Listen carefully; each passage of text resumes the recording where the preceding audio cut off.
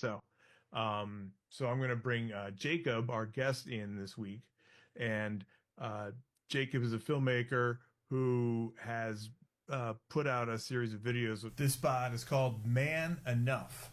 I'm a man. I'm a man. I'm a man, man. And I'm man enough.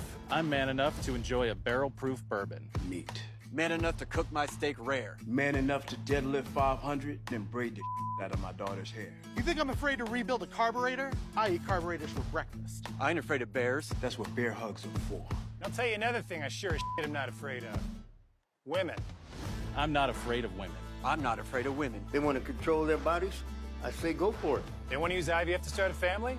I'm not afraid of families. They want to be childless cat ladies? Have all the cats you want. Woman wants to be president? Well, I hope she has the guts to look me right in the eye and accept my full-throated endorsement. Because I'm man enough to support women. Man enough to know what kind of donuts I like. Man enough to admit I'm lost, even when I refuse to ask for directions. Man enough to not ban young women from reading Little Women. Or one of those pants books that the sisters like. I'm man enough to raw dog a flight.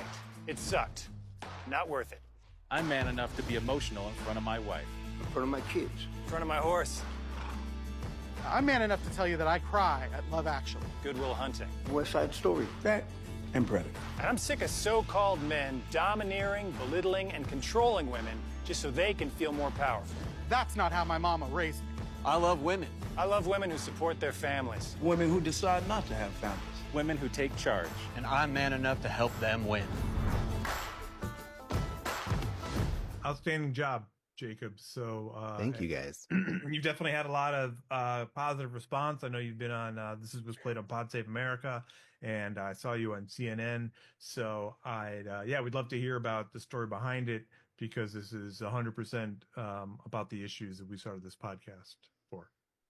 Yeah, I mean, I guess the background, even more than this specific moment in this election, is I think about masculinity a lot because I'm a man, and I was raised in a fairly progressive bubble, but also I think this country and this world in general, there's like a certain way that men are socialized, and if you have too many feelings, you're a pussy.